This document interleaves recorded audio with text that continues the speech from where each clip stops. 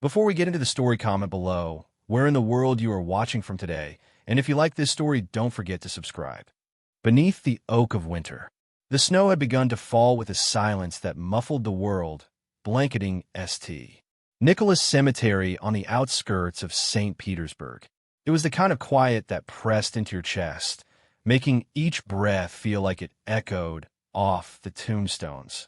The birches stood still, stark and bare, and among them loomed a solitary oak tree, gnarled by time, its branches reaching like fingers into the ashen sky.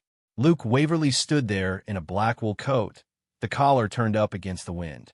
He was a man both feared and admired, the architect of global empires and icy boardrooms, a Wall Street name whispered in reverence and resentment. But none of that mattered now. Not here, not in the cold Russian soil that now cradled the body of Margaret, his wife of 18 years. She had been his constant, a painter, a dreamer, a soul too soft for his sharp edges. She had loved the winters of Russia, the quietness of snowfall, the poetry of Chekhov. She died with a brush in her hand. Now, as the priest murmured final prayers, Luke's eyes remained fixed not on the grave, but on the oak tree beyond. Something or someone had caught his gaze. 3 small figures stood in the snow beneath the oak, half shrouded by its shadow. 3 girls, identical in height, posture, and the long auburn braids that hung down their backs. They wore heavy navy coats, slightly worn at the sleeves, and boots that looked a size too big. But it was their eyes that arrested him. 3 pairs of eyes like pale, storm-gray glass, wide and watchful, eyes he could not look away from. They were not with the mourners, not among the high-society guests or the family friends who had flown in from Zurich or New York. They stood apart, hands clasped, unmoving. He nudged his driver, Henry, who had served his family for decades. "Do you see them?" he murmured. Henry followed his gaze. "Yes, sir." The girls under the oak. "Strange. I didn't see them arrive." Luke turned back toward the priest as the final clump of earth fell against the coffin with a dull thud. A finality. People began to drift away, offering handshakes and half-meant condolences. Luke responded with nods, stiff and automatic. He did not feel grief like most. He felt it like an echo, a delay of pain that waited until the world had turned away. When the last of the mourners had disappeared, Luke walked toward the oak. The girls were gone. Only 3 sets of footprints remained in the snow, leading toward the eastern gate of the cemetery. He followed them out of instinct more than reason, but the tracks vanished where the wind had blown fresh snow over the path. It was as if they had disappeared into thin air. Perhaps they were just curious children, Henry said as they walked back to the waiting car. But Luke wasn't so sure. Something about the symmetry of their presence, their silence, their gaze, it clung to him like the cold. That night, back in his grand estate overlooking the frozen Neva River, Luke sat by the fireplace with a glass of vodka untouched in his hand. The house was a museum of quiet now. Margaret's easel still stood by the window, a smear of blue left on the canvas like an unfinished breath. He closed his eyes. The girls' faces returned to him, as vivid as if they were painted by Margaret herself. He had never seen them before, and yet they were familiar, not by name or memory, but by something deeper, something that stirred in his blood. Unable to shake the feeling, he rose and opened the drawer of Margaret's desk. Inside were old photographs, letters, a pressed flower from their first date in Prague. He flipped through the memories until he found a photograph he hadn't seen in years. Margaret at 28, radiant, her hair swept by the wind, her smile unguarded. And behind her, at a distance, another woman, a face partially turned. The photograph had been taken in Moscow. He leaned closer. There, just beside the unknown woman, were 3 children. Triplets, no older than 5 or 6 at the time. Their hair the same, auburn hue. Their eyes wide and storm gray. Luke sat back in his chair, breath catching. It could not be coincidence. He had no children, at least not that he knew of. He and Margaret had tried for years before the doctors gave them their cruel verdict. The door to fatherhood had been locked and bolted. Or had it? He looked again at the photo, then at the empty glass, and finally out the window where snow continued to fall in gentle spirals. Somewhere in this city, those girls existed, and somehow they were tied to him. The dead had spoken in the only way they could, not with voices, but with presence. Luke Waverly, man of logic, finance, and ruthless ambition, knew in that moment that his life was no longer his alone. Something, or someone, had come to reclaim him, and the mystery was only beginning. Echoes beneath the oak. The city moved around him, fast and indifferent, but Luke Waverly sat still, suspended somewhere between the past and the present. The hum of Manhattan traffic echoed distantly beyond the tall windows of his penthouse, but his mind remained rooted to that wind-swept cemetery in Connecticut, to three little girls with familiar eyes and solemn grace. He hadn't spoken to anyone about them, not the mourners at Margaret's funeral, not the board members who sent half-hearted condolences, and certainly not the press, who would have devoured such a sight with cruel appetite. But the image lingered. Three girls beneath an ancient oak, their eyes mirrors of someone he had buried in memory long before Margaret. Isabel. That name had not crossed his lips in 17 years. And yet, her memory had been stirred with brutal clarity by those three children. They were not simply similar in age or appearance. They carried something deeper. An energy, a stillness, a sorrow, and something within Luke, long locked away, responded. "Henry," he said the next morning, standing by the window with a half-finished cup of coffee in hand. "I need you to find someone for me." His driver and confidant for over 25 years, Henry simply nodded. "Of course, sir. Who are we looking for?" Luke hesitated. Speaking Isabel's name aloud felt sacrilegious, like waking a ghost. Her name was Isabel Bennett. We met in university. She used to live in Boston, but that was a long time ago. Henry raised an eyebrow, the only outward sign of his curiosity. He knew better than to question Luke's motives directly. "And these girls you saw at the cemetery?" Luke nodded. "Find out who they are, their names, who's caring for them." And Henry, he paused, turning to look the man straight in the eyes. "Be discreet." 3 days passed. Long, restless nights interrupted by dreams of Isabel, laughing in the autumn leaves, reading poetry in bed, the way her eyes shimmered when she spoke about the future. A future they had never shared. A future he had left behind. On the fourth morning, Henry entered the study quietly and placed a folder on the desk. "I found them."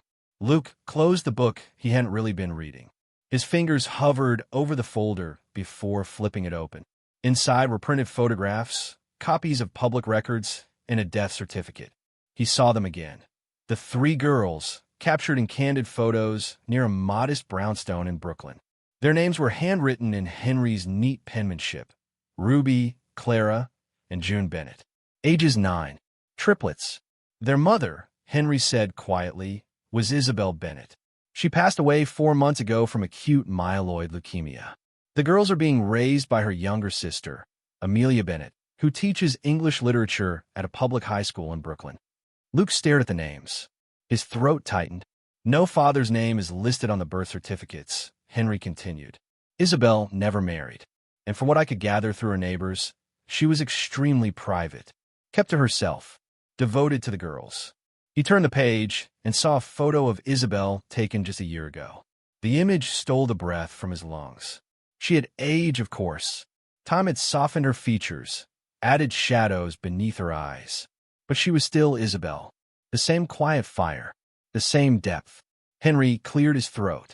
"Sir, there's more." Isabel worked as a librarian at the Brooklyn Historical Society for the past decade. The girls attend PS 132. They're in the same class. No history of trouble, but they're not well off. Medical bills from Isabel's treatment drained everything. Leanne is doing her best, but she's struggling. Luke leaned back, eyes still on the photo. "She never told me. Would you have listened if she had?" Henry asked, not unkindly. Luke closed the folder slowly, as if sealing something sacred inside. "No, probably not." The silence that followed wasn't awkward. It was thick with memory and regret. "Set up a donation to PS 132, Luke said eventually. "Anonymous. And send a check to the Brooklyn Historical Society." quietly. Henry nodded. Luke turned back to the window, watching the clouds pass over the Hudson. And Henry, yes, sir. Find out what they like. Each of them. Books, hobbies, music. I want to know who they are. Henry studied him for a moment. You planning to meet them? Luke didn't respond right away.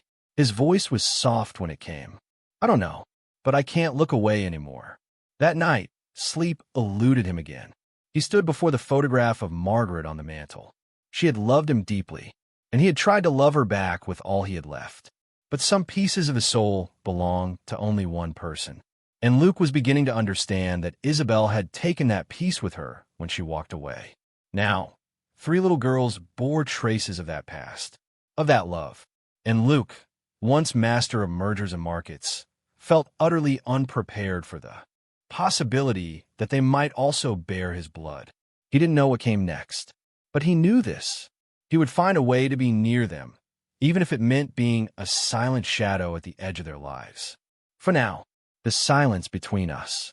The mahogany desk in Luke Waverly's private study, once the place where billion-dollar acquisitions have been signed and strategies carved into the fate of markets, now bore a far quieter burden.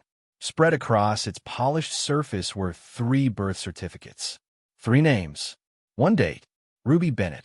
Clara Bennett. June Bennett. Born May 11th, 2015. Mother, Isabel Bennett. Father, left blank. Luke sat motionless in his leather chair, the silence of the room stretching long and heavy. The only sound was the soft ticking of an antique mantel clock, a gift from Isabel, he now remembered, nearly 20 years ago. He had not heard her name spoken aloud in over a decade, and yet now it filled the air, louder than any boardroom debate, more deafening than any stock crash. Isabel. There had been no second Isabel in his life. No other woman who had ever made the world bend differently when she walked into a room. And no other heartbreak that had settled so permanently in the hollow beneath his ribs. He reached again for the folder Henry had delivered just hours earlier. The longtime driver and confidant, always discreet, always thorough, had found more than Luke had dared expect. There were photographs. One showed Isabel, thinner and paler than he remembered, sitting on a park bench with 3 young girls in matching floral dresses. She had the same faraway look in her eyes, the kind she wore when she was hiding something too deep to name. Another photograph stopped him cold. It was a school recital. The 3 girls, Ruby, Clara, June, standing in front of a paper backdrop painted like a woodland forest. Ruby held a violin. Clara wore a crown made of paper flowers. June stood with her arms outstretched, as if mid-song. All 3 wore timid, proud smiles. And all 3 had his eyes. He didn't need a paternity test. He had always believed in logic, in data, in certainties defined by numbers and contracts. But in that moment, something older, something human, cracked open in his chest. He didn't need proof. He saw himself reflected in those girls more clearly than in any mirror. Luke leaned back, hands steepled over his mouth, and closed his eyes. The weight of 9 lost years pressed against him. Years in which he might have braided hair, bandaged scraped knees, sung lullabies to 3 small souls who had never once called him dad. The pain was not just in the loss. It was in the silence. Isabel had never told him. Had she tried? He pulled out another envelope from the folder. Inside, Henry had placed a worn journal. The cover was soft with time, the corners dog-eared, a faint scent of lavender clinging to the pages.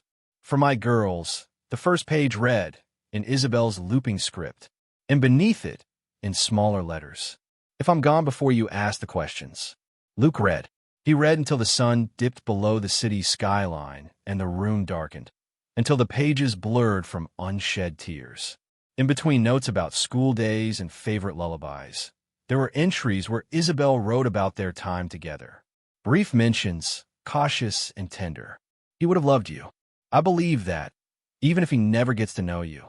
You all have pieces of him. Ruby's stubborn streak, Clara's curiosity, June's eyes. God, those eyes. I wanted to tell him. I looked up his company again.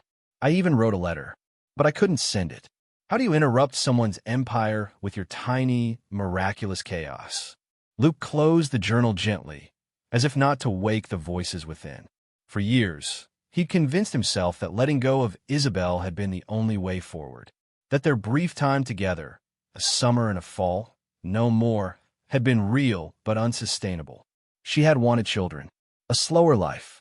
He had wanted legacy, but now that legacy stood incomplete. Because 3 girls, his daughters, had been growing up in Brooklyn without a father, without knowing who they truly came from, without knowing that there was someone who would have dropped everything for a single whispered request. Luke rose slowly, the stiffness in his joints an echo of the years that had passed. He walked to the window of his Upper East Side penthouse, the same window from which he'd watched storms roll across the Hudson, victories celebrated with champagne, deals negotiated with ruthless efficiency. But none of those moments meant anything compared to this quiet one, alone with the truth.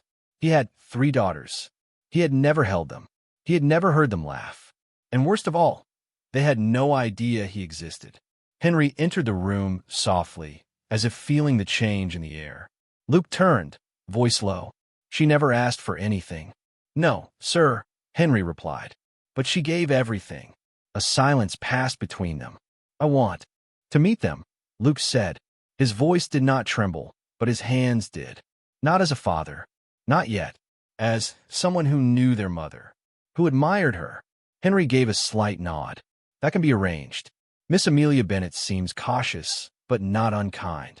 She's raising them well. Luke turned back to the window. Make the call. That night, sleep did not come easily. He dreamed of a life that never was.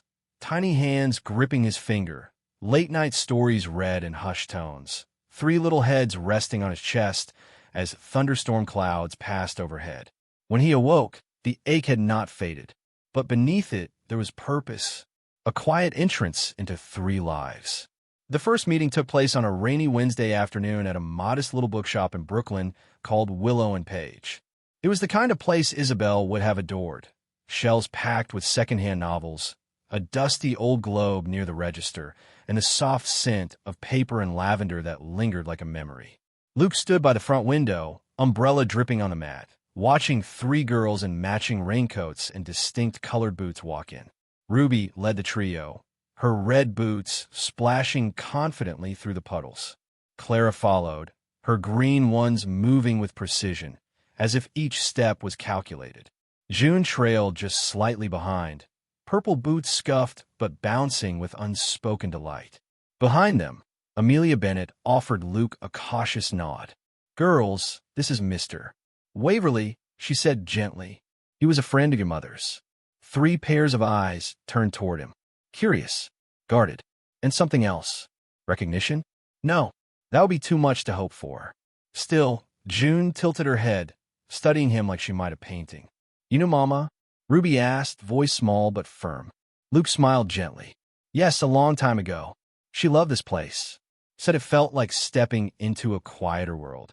Mama used to bring us here, Clara said. We each got to pick 1 book. But it had to be a story we hadn't read yet. That was the rule. That sounded exactly like her, Luke replied, his voice catching just slightly. He didn't expect warmth right away. What he hoped for, what he worked toward, was something simpler, presence.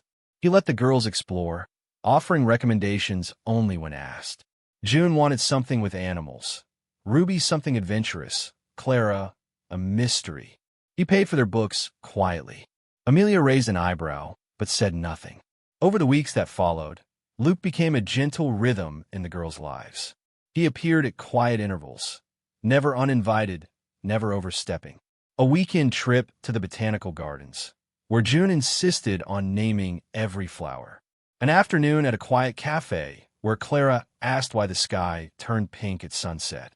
A rainy evening when Ruby, after a long silence, challenged him to a chess match at the library and didn't go easy on him.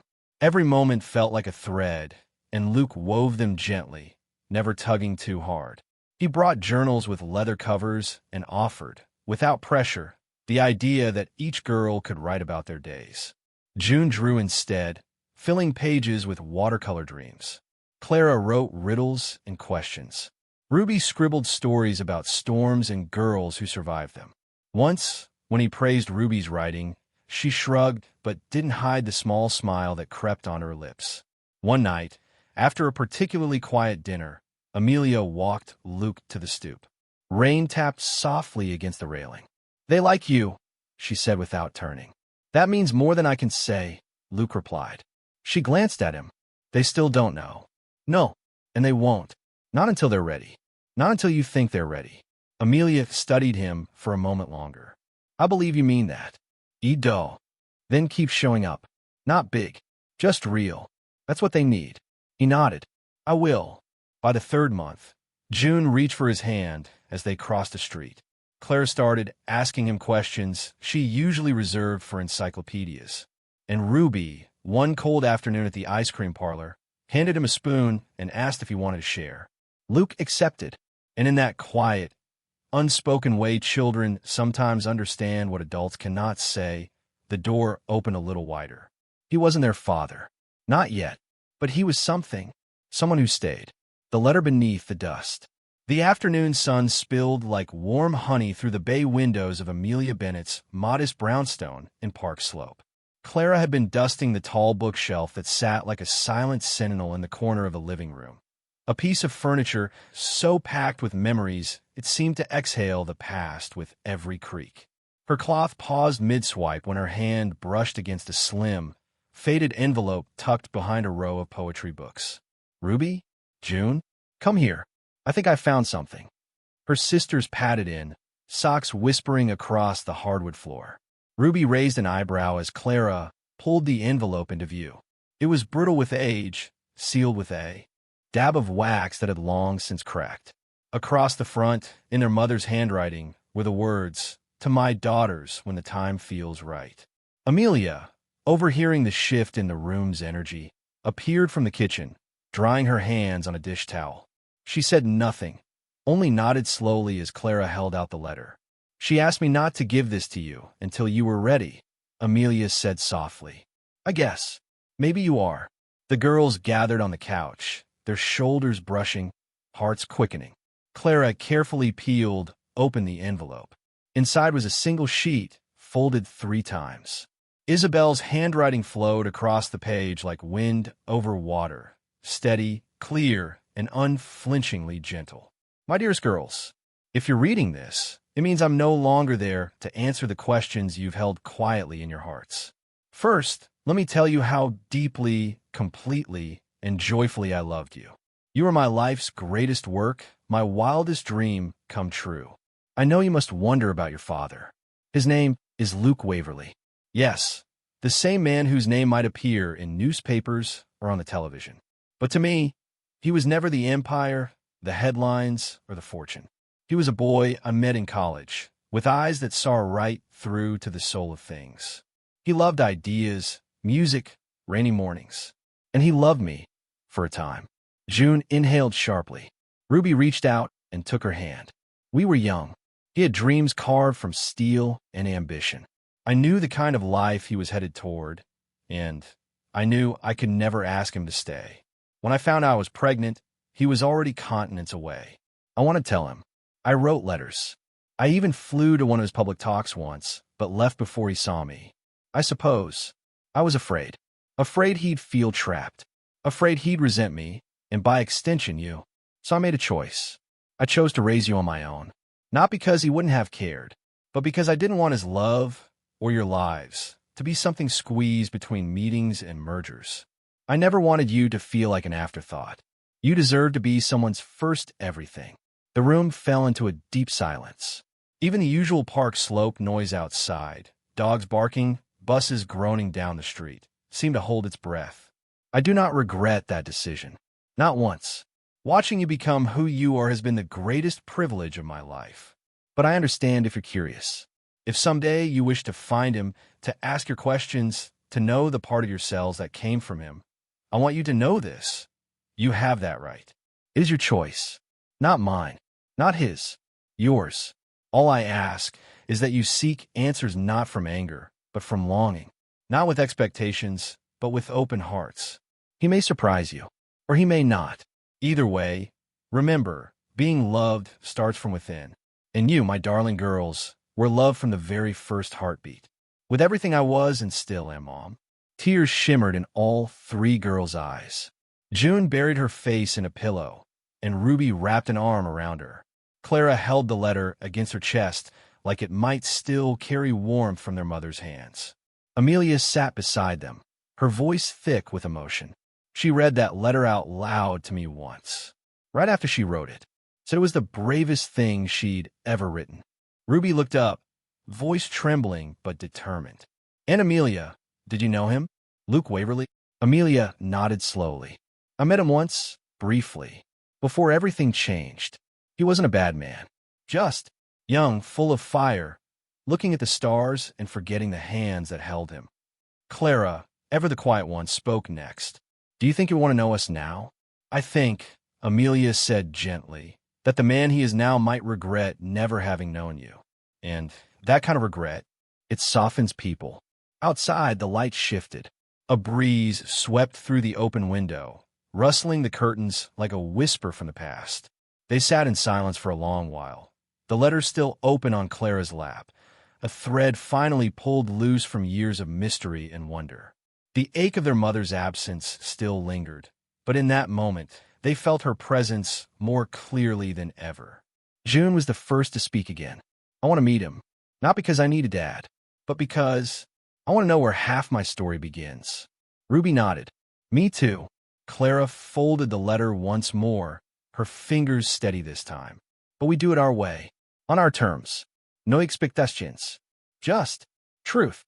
Amelia smiled through tears. "Then I think your mother would be very proud."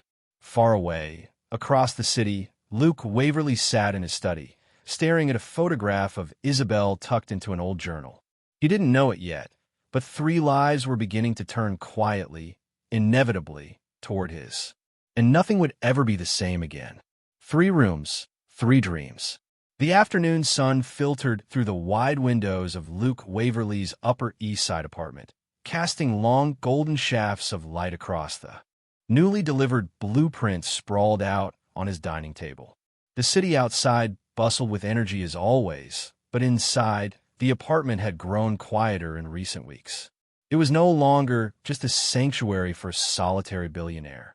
It was slowly being shaped into something more, something warmer. A home, perhaps. Luke had never expected the echoes of childhood laughter to return to his life. He certainly hadn't planned for 3 little girls with braids, questions, and unmatched resilience to draw him out of the shadows of his past. But the triplets, Ruby, Clara, and June Bennett, had done just that. And now, the idea that they might one day feel comfortable enough to stay with him, even just for a weekend, had rooted itself in his heart with surprising strength. He glanced again at the layout. A large living space, open kitchen, guest bathroom, and most importantly, 3 bedrooms. Not just any rooms. These rooms had been measured, adjusted, and designed with care. Each space would carry the heartbeat of the girl it was meant for. Luke straightened as the doorbell rang. It was a Saturday afternoon, and just as they had planned earlier that week, Amelia and the girls were visiting for the first time since the cookie day. It had been Clara who mentioned wanting to see where Mr. Waverly lived. Ruby had hesitated as always. June had immediately asked if she could bring her sketch pad. When Luke opened the door, he was greeted first by a gust of wind, then by 3 small figures in puffy coats and wool hats. Amelia stood just behind them, her eyes carrying the same blend of protectiveness and quiet approval that had marked their interactions from start. "Welcome," Luke said, stepping aside. "It smells like cinnamon," June announced as she walked in. "I lit a candle," Luke replied with a soft smile. "Thought it might feel cozier." "We brought your books back," Clara added, holding up a cloth tote bag. "The ones about Scotland." "And I brought my project," Ruby said, her voice measured. "It's not finished, but I wanted to ask something about Grandpa Bennett's military medals." Luke knelt to take her coat. "Of course. I'd be honored." As coats and hats were shed and placed neatly by the door, Luke gestured toward the dining table. "I have something I want to show you all, too." They gathered around the blueprints. Amelia hung back slightly, but her gaze softened as she watched her nieces lean in with curiosity. "What is it?" Clara asked, already tracing the lines with her finger. This, Luke said, is something I've been working on. It's a redesign of this apartment. Specifically, I wanted to make sure there were rooms here that might, one day, belong to each of you, if you ever wanted. The girls went silent. You mean, June whispered, rooms for us? Luke nodded. Only if you want. I thought you might help me decide what should go in each one. Ruby was the first to recover. What kind of space do you have for mine? I like the idea of a reading nook. Done, Luke replied, with a window seat and shelves built into the wall. Clara looked thoughtful. Can I have a globe? And a desk, but not a small one. Something big enough for maps and books, and maybe even fossils. I think that could be arranged. June clutched her sketch pad to her chest. Can I paint the walls? Not just colors. Pictures. Trees. Stars. Maybe Mom's favorite flower, the wild lilacs. Luke paused. I think your mom would have loved that. They spent the next hour in quiet excitement, the girls taking turns sketching additions to their imaginary rooms on tracing paper Luke had brought. Ruby requested blackout curtains. Clara asked for a magnetic wall. June, after long thought, asked if her room could have a corner to sit with someone else and draw together. After a while, Amelia excused herself to call a colleague, and Luke found himself alone with the three girls as they colored, discussed, and debated the merits of bunk beds versus single beds. Then, suddenly Ruby looked up. Why are you doing all this? Luke paused. Because, he said carefully, sometimes people come into your life, and it changes what home means. I want you to know you have a place here. Always. June blinked. Even if we don't come all the time. Even then. Clara glanced at her sisters. Can we name the rooms? Of course. Mine will be Bennett Base Camp, she declared proudly. Ruby's Refuge, said Ruby with a slight smile. June tapped her pencil. Mine will be the Sky Room, because that's what I want to dream about. Luke felt his chest tighten, emotion threatening to break through his careful composure. He cleared his throat and nodded. Perfect. Before they left that day, Clara turned back and said, when it's ready, I want to bring Mom's old quilt to put on the bed. She made it for all three of us, but I think she'd like it here. I'd be honored, Luke said, his voice low. As they disappeared into the elevator, Luke stood by the window, watching the city shift beneath the late afternoon light. A home was being built, not just with bricks and plans, but with dreams and names and the quiet courage of three little girls who were learning to open their hearts. And in turn, Luke Waverly, the man who once believed he had everything, was learning what it truly meant to belong. Rules from the heart. The sun hung low over Brooklyn that Sunday afternoon, casting long golden rays across the worn bricks of the Bennett brownstone. Inside, laughter and the scent of cinnamon lingered in the air, remnants of the morning's cookie baking still wafting from the kitchen. Luke Waverly sat carefully at the edge of the floral print couch in the living room, a tray of untouched tea before him. He glanced at the clock, unsure whether his nervousness was warranted or simply foolish. Today, he hadn't brought gifts. Not cookies, not books, not even the usual sketch pad for June. Instead, he'd come at the girl's invitation. That alone had set something trembling inside him. Footsteps padded from the hallway, and then the triplets appeared as if summoned by thought alone. Ruby entered first, her expression serious and composed. Clara followed with a notebook tucked under her arm, and June brought up the rear, a pencil behind her ear and a smudge of paint on her cheek. Amelia appeared behind them, wiping her hands on a dish towel. She gave Luke a small smile, warmer than before, but still edged with watchfulness. They have something they want to say. I'll give you space. She disappeared into the kitchen, leaving Luke alone with the three girls now standing before him like a jury. We talked, Ruby began. A lot, Clara added. Like hours, June chimed in, flopping onto the couch beside him.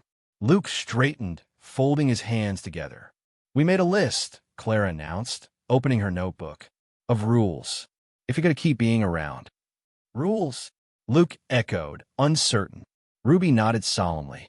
Important ones. Clara read them aloud, her voice steady, each word punctuated with a kind of gravity far beyond her 9 years. Rule 1. You can't try to be our dad. Luke's heart thudded once, painfully. You can be Luke, Ruby said. That's enough. He nodded slowly. Understood. Rule 2, Clara continued. No broken promises. If you say you're going to be somewhere, you have to be there. And you can't just disappear, June added quieter. Luke swallowed the lump that rose in his throat. I won't. Rule 3, don't lie. He blinked. About anything? About important stuff, Ruby said. Even if it's hard. Clara lowered the notebook. Especially if it's hard. There was a silence, not heavy, but reverent. Luke nodded again. You have my word. Rule 4, June said, twirling a strand of her hair. Don't try to buy us. We don't want fancy things. Just be here. That's what matters. Luke smiled, soft and genuine. I think that might be the hardest one for someone like me. But I'll try. In Rule 5, Clara read, if one of us wants space, you have to give it. Even if the others don't, Ruby added. Luke absorbed it all, this framework built by 3 small hearts trying to protect themselves. He stood slowly, then knelt before them, looking each girl in the eye. Thank you, he said softly, for trusting me enough to make rules. I accept all of them, and I promise to do my best to follow them, always. There was a beat. Then June leaned forward and hugged him. Okay, she whispered. Ruby, ever the cautious one, gave a small nod, and Clara smiled, closing her notebook. Later, Amelia returned with a tray of lemon bars and apple slices, pretending not to notice the red in Luke's eyes or the way June nestled closer than usual. She passed him a cup of tea, and for the first time, there was no tension in her shoulders. That evening, as Luke walked back to his car, the sky beginning to blush with dusk, he found himself repeating their rules in his mind. They weren't just boundaries. They were hopes. They were the scaffolding of a bridge he hadn't dared to believe could be built. And somehow, despite all odds, he had been given the blueprint. Rules from the heart. The sun hung low over Brooklyn that Sunday afternoon, casting long golden rays across the worn bricks of the Bennett brownstone.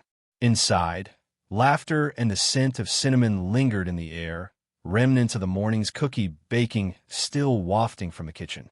Luke Waverly sat carefully at the edge of the floral print couch in the living room, a tray of untouched tea before him. He glanced at the clock, unsure whether his nervousness was warranted or simply foolish. Today, he hadn't brought gifts. Not cookies, not books, not even the usual sketchpad for June. Instead, he'd come at the girl's invitation. That alone had set something trembling inside him. Footsteps padded from the hallway, and then the triplets appeared as if summoned by thought alone. Ruby entered first, her expression serious and composed. Clara followed with a notebook tucked under her arm, and June brought up the rear, a pencil behind her ear and a smudge of paint on her cheek. Amelia appeared behind them, wiping her hands on a dish towel. She gave Luke a small smile, warmer than before, but still edged with watchfulness. They have something they want to say. I'll give you space. She disappeared into the kitchen, leaving Luke alone with the 3 girls now standing before him like a jury. We talked, Ruby began. A lot, Clara added. Like hours, June chimed in, flopping onto the couch beside him. Luke straightened, folding his hands together. We made a list, Clara announced, opening her notebook. Of rules, if you're going to keep being around. Rules? Luke echoed, uncertain. Ruby nodded solemnly. Important ones. Clara read them aloud, her voice steady, each word punctuated with a kind of gravity far beyond her 9 years. Rule 1, you can't try to be our dad. Luke's heart thudded once, painfully. You could be Luke, Ruby said. That's enough. He nodded slowly. Understood. Rule 2, Clara continued. No broken promises. If you say you're going to be somewhere, you have to be there. And you can't just disappear, June added quieter. Luke swallowed the lump that rose in his throat. I won't. Rule 3, don't lie. He blinked. About anything? About important stuff, Ruby said. Even if it's hard. Clara lowered the notebook. Especially if it's hard. There was a silence, not heavy, but reverent. Luke nodded again. You have my word. Rule 4, June said, twirling a strand of her hair. Don't try to buy us. We don't want fancy things. Just be here. That's what matters. Luke smiled, soft and genuine. I think that might be the hardest one for someone like me. But I'll try. In Rule 5, Clara read, if one of us wants space, You have to give it. Even if the others don't, Ruby added. Luke absorbed it all, this framework built by 3 small hearts trying to protect themselves. He stood slowly, then knelt before them, looking each girl in the eye. "Thank you," he said softly, "for trusting me enough to make rules. I accept all of them, and I promise to do my best to follow them, always." It was a beat. Then June leaned forward and hugged him. "Okay," she whispered. Ruby, ever the cautious one, gave a small nod, and Clara smiled, closing her notebook. Later, Amelia returned with a tray of lemon bars and apple slices, pretending not to notice the red in Luke's eyes or the way June nestled closer than usual. She passed him a cup of tea, and for the first time, there was no tension in her shoulders. That evening, as Luke walked back to his car, the sky beginning to blush with dusk, he found himself repeating their rules in his mind. They weren't just boundaries. They were hopes. They were the scaffolding of a bridge he hadn't dared to believe could be built. And somehow, despite all odds, he had been given the blueprint. 3 rooms, 3 dreams. The afternoon sun filtered through the wide windows of Luke Waverly's Upper East Side apartment, casting long golden shafts of light across the newly delivered blueprint sprawled out on his dining table. The city outside bustled with energy as always, but inside, the apartment had grown quieter in recent weeks. It was no longer just a sanctuary for a solitary billionaire. It was slowly being shaped into something more, something warmer.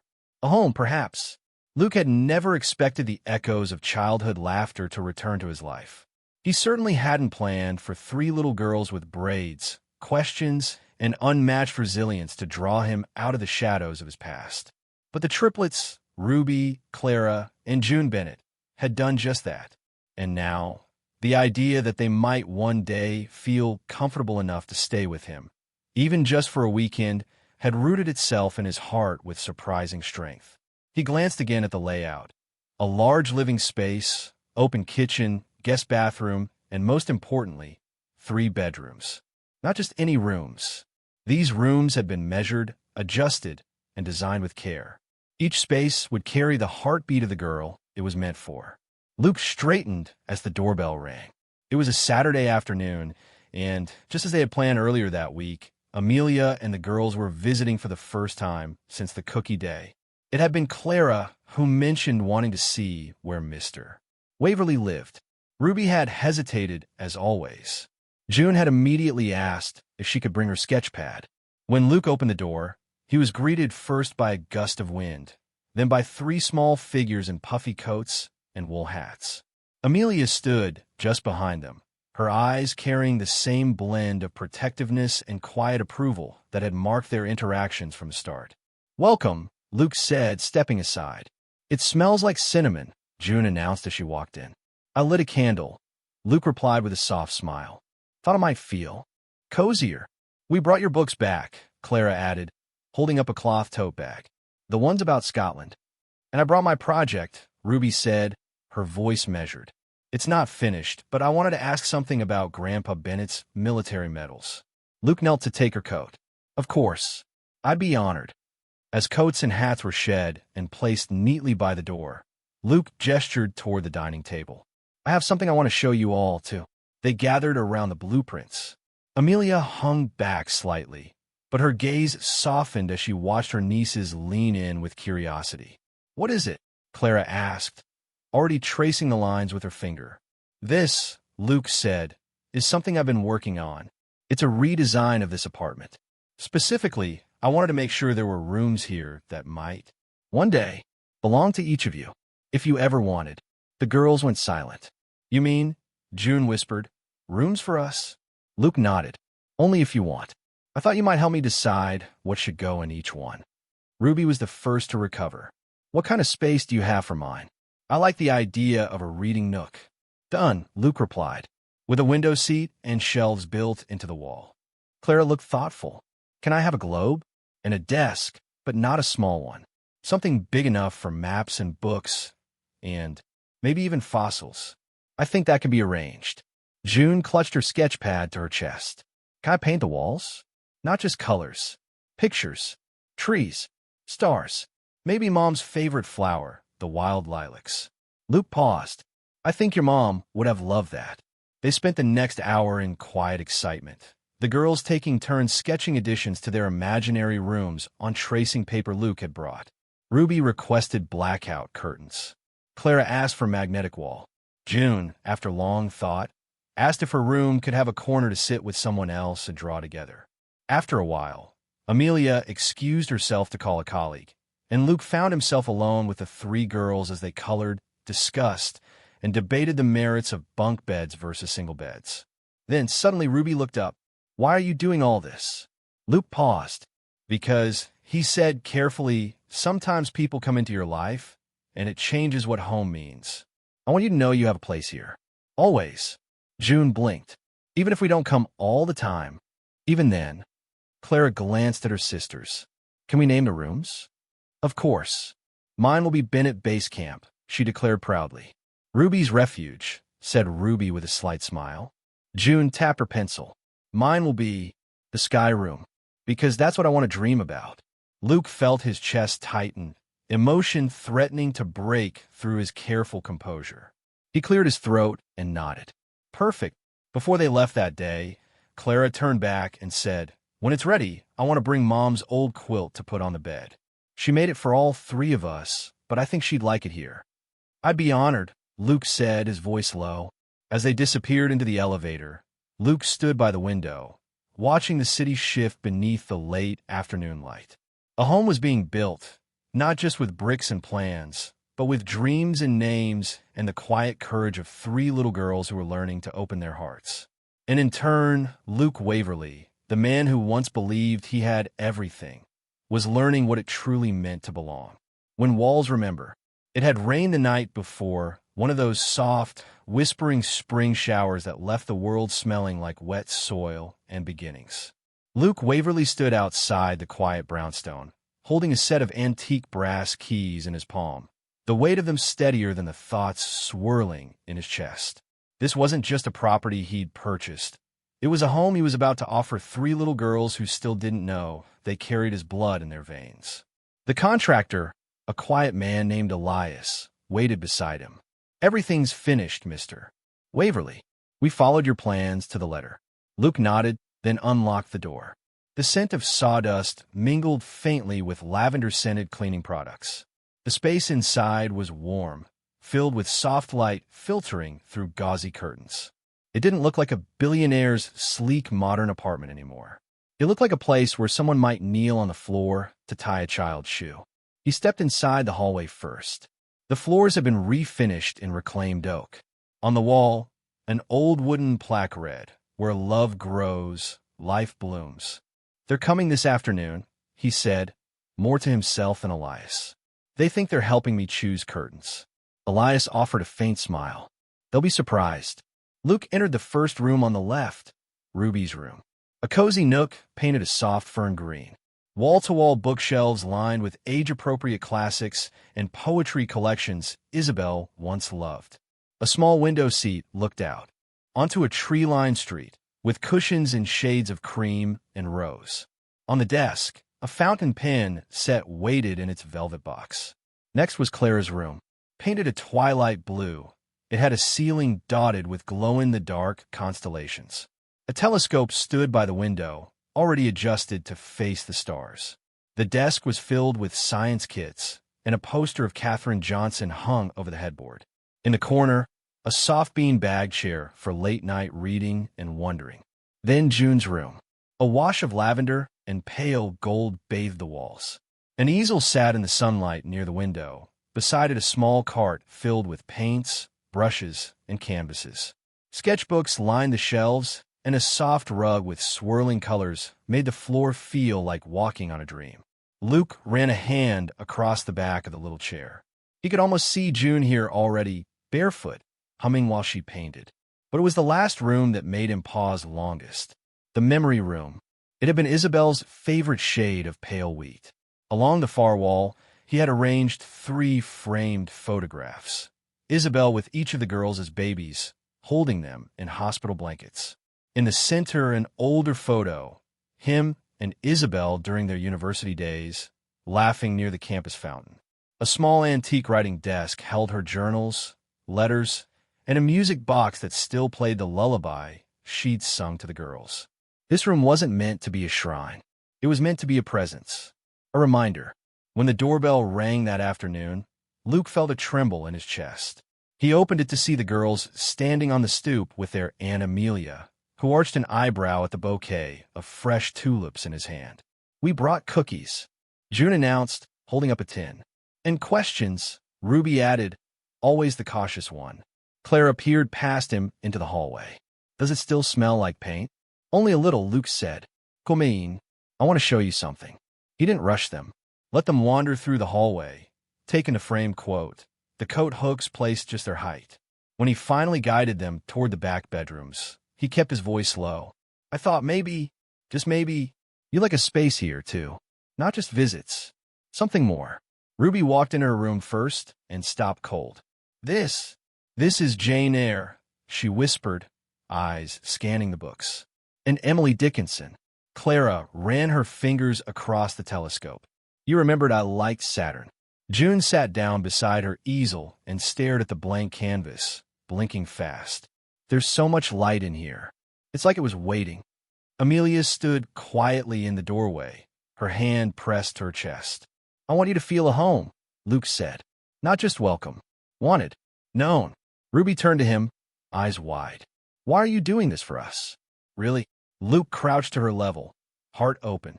"Because someone I loved gave this world the 3 brightest stars I've ever seen. And because if I had known earlier, I would have started this sooner. But now I have the chance to build something. With you, if you'll let me." For a long moment, none of the girls spoke. Then Clara stepped forward and slipped her hand into his. "Okay," she said. "We could try." Hope, fragile but blooming, took root in the rooms that day. And for the first time in years, Luke Waverly felt like he wasn't just rebuilding a house. He was finally building a home. Steps in the snow. The first snowfall of December came gently, blanketing the brownstones of Brooklyn in a soft hush. It was the kind of snow that didn't scream winter, but whispered it instead, the kind that covered imperfections, muffled city sounds, and made even the most hurried passerby pause. Luke Waverly stood outside Amelia Bennett's modest townhouse, brushing a flake from his coat sleeve, holding a paper bag of still warm cinnamon rolls from the corner bakery. Not because it was anyone's birthday, or because he needed a reason. He had simply started to want to show up. Inside, the girls were already awake. Through the frosted front window, he could see June with her sketch pad, Ruby buried in a book on the couch, and Clara adjusting the settings on her telescope by the window, though it faced the daylight. Each of them lived so entirely in her world, and yet he had started to notice how their worlds intersected now, in ways both quiet and profound. "Uncle Luke." June was the first to spot him, her voice muffled as she opened the door without hesitation. "It smells like snow in here," he joked, stepping inside. Clara raised an eyebrow. "Snow doesn't have a smell." "Of course it does," Ruby said, not looking up from her book. "It smells like quiet." Luke laughed gently, handing over the bag of pastries. Then quiet just got a little sweeter. As they gathered around the small kitchen table, 3 mugs of cocoa, 1 of coffee, Amelia smiled softly from the stove. The presence of Luke had shifted from occasional visitor to something gentler, more reliable. There were no grand gestures, no declarations. Only routines forming like snowflakes. Soft, fragile, but uniquely theirs. "Can we go to the park today?" June asked, her cheeks still dusted with flour from helping Amelia bake earlier. "If it doesn't freeze our toes off," Ruby murmured. Clara looked up. "We could bring birdseed. I want to sketch the cardinals." Luke looked to Amelia, who gave a slight nod. "Park it is," he said. "Bundle up." Prospect Park looked like something out of a watercolor painting. Children slid down snowy hills, couples walked with steaming cups in hand, and dogs danced through the powder. Luke carried a thermos and an extra pair of gloves in case one of the girls forgot hers. He'd never been the type to anticipate others' needs. But now he paid attention to the way June's fingers turned pink too quickly, or how Clara never complained, but always accepted a warm scarf if offered. They walked the familiar trail together, the crunch of snow under their boots a rhythm all its own. Luke trailed slightly behind, watching them interact. how Ruby read aloud bits of a nature guide, how June darted after birds with squeals of delight, how Clara noted everything with quiet reverence. "Can I ask you something?" Ruby asked suddenly, falling back to walk beside him. "Of course. Why do you keep showing up?" He considered the question carefully, his breath visible in the cold air. "Because I like being here," he said honestly. "With you. With your sisters. With your world." She nodded slowly, as if that answer hadn't been what she expected, and yet made perfect sense. That evening, back at the townhouse, Clara sat beside him on the old green couch, poring over a star map. "That one," she pointed, "is Orion. Mom said she used to trace it when she couldn't sleep."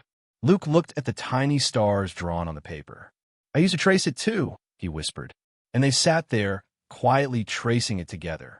In the kitchen, June tried to sneak another cinnamon roll before dinner, and Ruby was carefully writing a poem inspired by the day, though she refused to show anyone yet. Amelia, watching from the doorway, caught Luke's eye.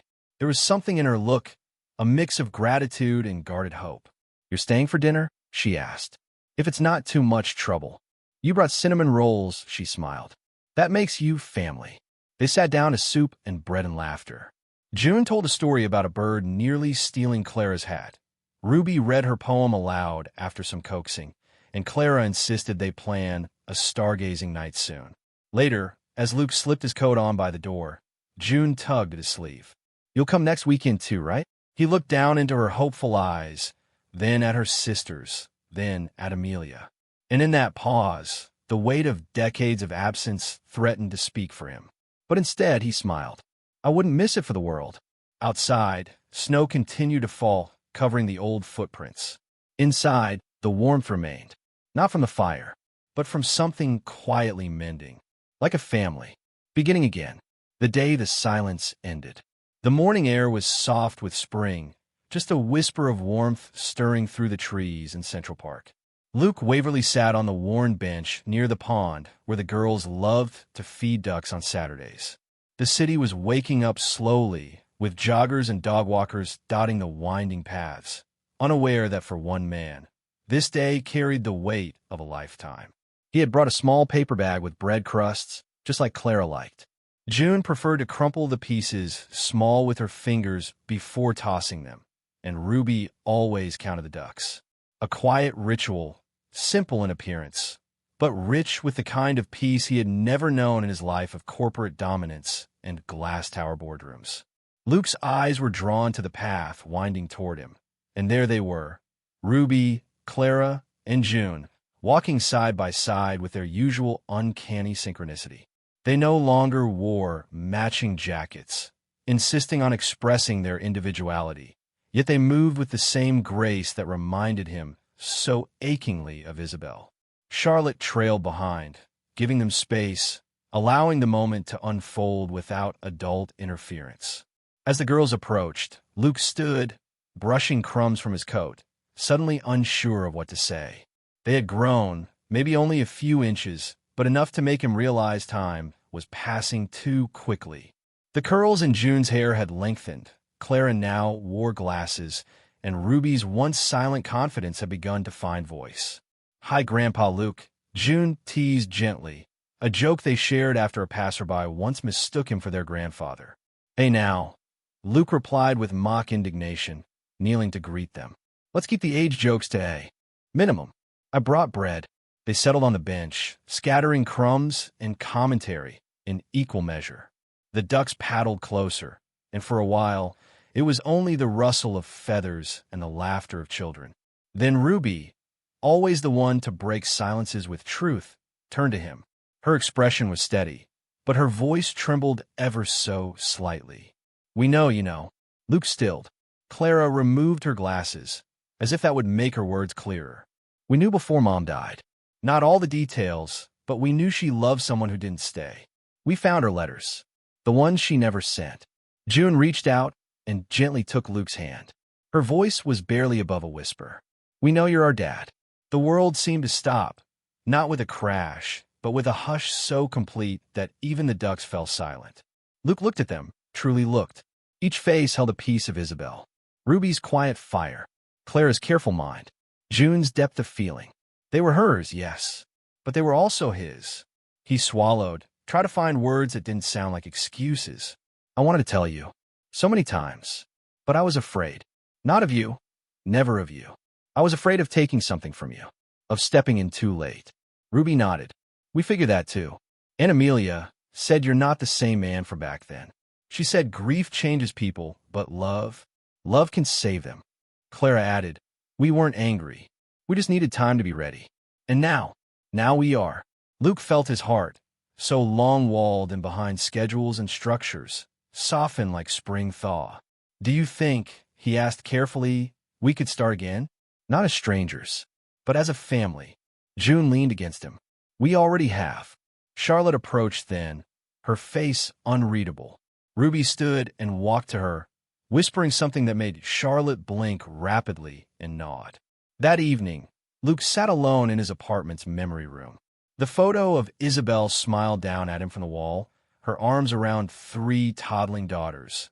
Her joy so present it felt like music. They know, he whispered to her photo, and they chose me anyway. He reached into the drawer and took out an envelope he'd kept for months. Inside was a letter he'd written but never sent. Dear Ruby, Clara, and June, if you're reading this, it means the truth has found its way to you, as it always does. I am your father. I never stopped being that. Not for one day, even if I didn't know you existed. But now I do. And all I want is to earn the right to be part of your world. To learn your jokes, your fears, your dreams. To be the one you call when the day has been too long or when something beautiful happens. I don't expect your forgiveness. I only ask for a beginning. With all my heart, Dad.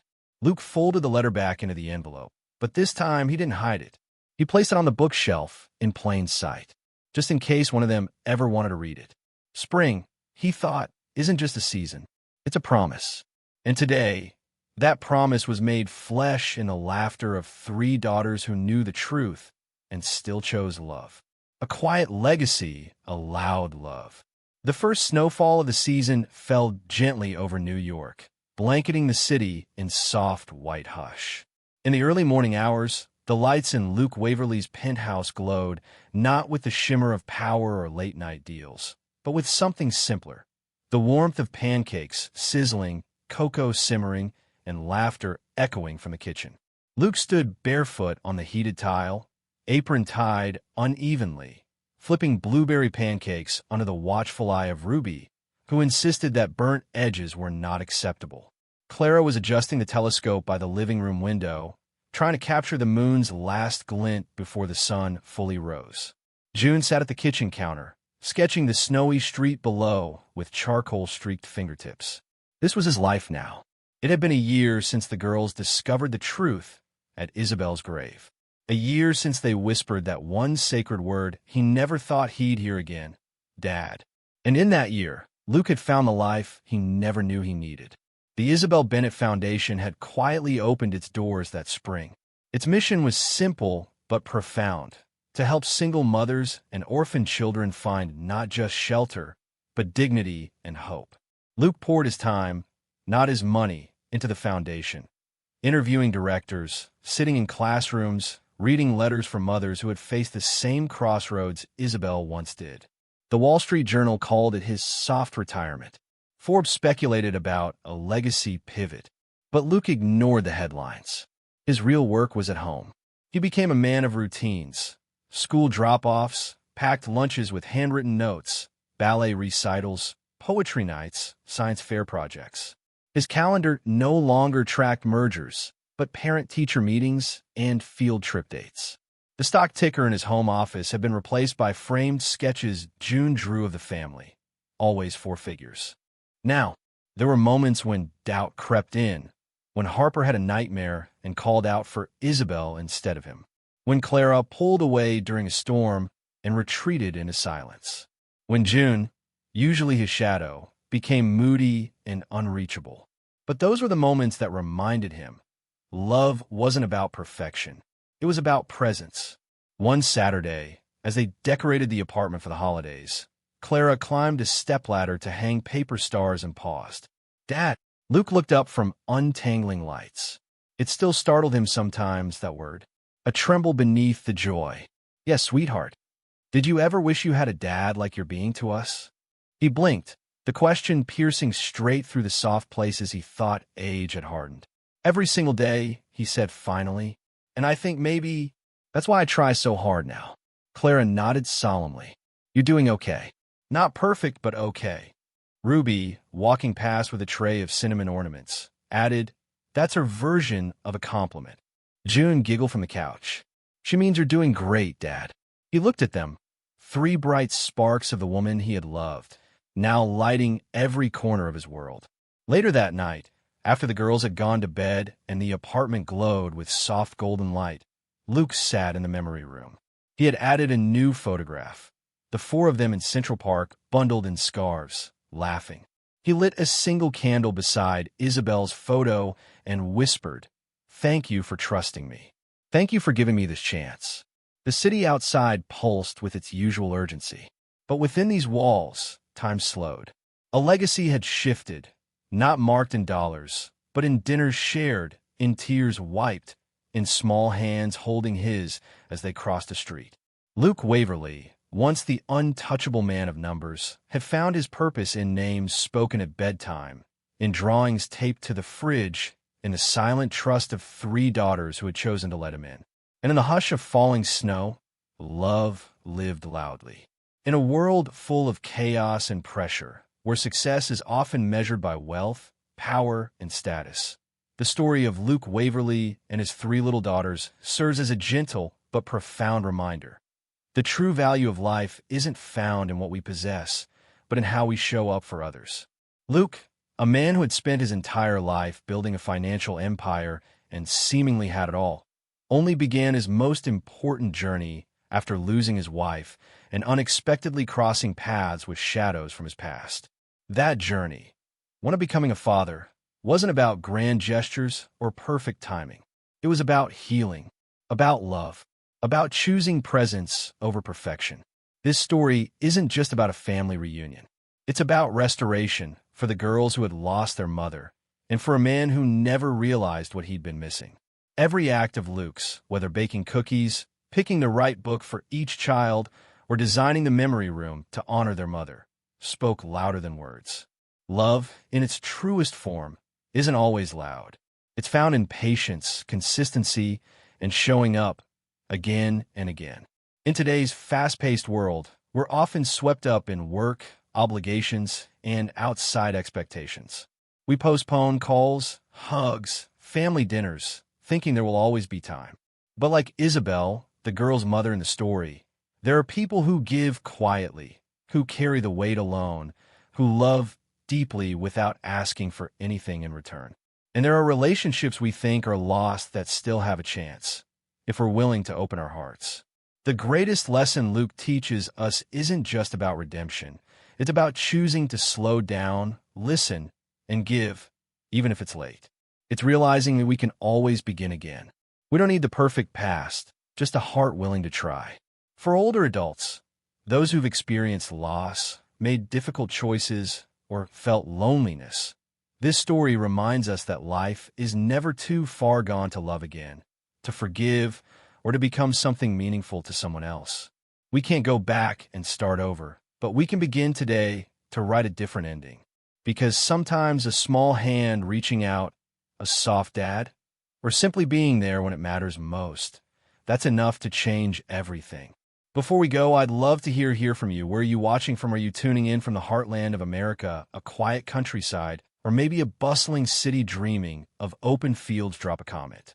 Below, I read every single one, and if this story touched your heart, inspired you, or simply gave you a moment of warmth in your day, don't forget to hit that subscribe button and turn on notifications so you never miss another uplifting story like this. Thank you so much for being here. Your support means everything, and I can't wait to bring you more heartfelt stories soon. Until next time, stay kind, stay inspired, and I'll see you in the next one.